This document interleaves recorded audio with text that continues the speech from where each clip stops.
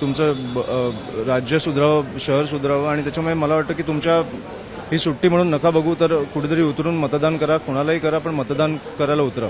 मनसेचे उमेदवार अमित ठाकरे यांनी सिद्धिविनायक बाप्पाचं दर्शन घेतलेलं आहे आणि त्यावेळेला गणपतीचं दर्शन घेऊन आल्यानंतर अमित ठाकरे आणि सदा सरवणकर यांचं एबीपी माझा एबीपी न्यूजशी बोलताना हस्तांदोलन देखील झालेलं आहे। महाराष्ट्राची ही परंपरा राहिलेली आहे की राजकारणात कोणकोणाचा शत्रू किंवा मित्र नसो, परंतु जेव्हा समोर येतात तेव्हा एकमेकांचा आदर केला जातो आणि ते दृश्य आपल्याला आज पाहायला मिळालं। अमितजी, खरं तर आज महाराष्ट्राने एक वेगळं चित्र पाहिलं।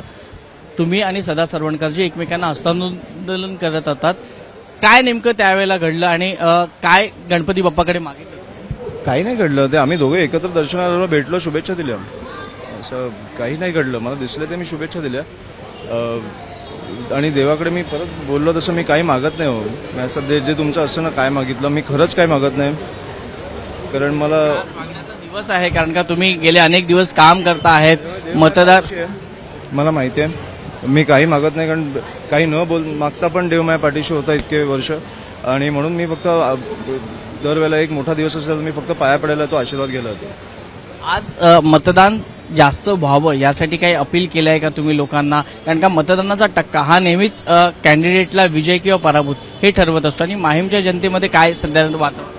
नाही, खूप उत्तम वातावरण आहे। मला वाटतं लोक जास्तीत जास्त उतरतील, कारण मी जास्तीत जास्त लोकांपर्यंत पोहोचलोय, जे मला मेसेजेस चालू झाले आहेत किंवा फोन कॉल्स येत आहेत, मला वाटतं एक खूप उत्तम प्रतिसाद मिळतोय। मला वाटतं जास्तीत जास्त लोक उतरतील। आणखीन लोकांनी मतदानासाठी बाहेर पडावं यासाठी काय आवाहन कराल एबीपी माझाच्या माध्यमातून? शेवटी निवडणूक ही तुमच्या राज्यासाठी आहे, शहरासाठी आहे, कुठेतरी तुमचं राज्य सुधारावं, शहर सुधारावं आणि त्याच्यामुळे मला वाटतं की तुमच्या ही सुट्टी म्हणून नका बघू, तर कुठेतरी उतरून मतदान करा, कोणालाही करा, पण मतदान करायला उतरा। खूप धन्यवाद आमच्याशी बातचीत केल्याबद्दल। कॅमेरा पर्सन आतिश कांबळेसह वैभव परब, एबीपी माझा, मुंबई। एबीपी माझा, उघडा डोळे बघा नीट।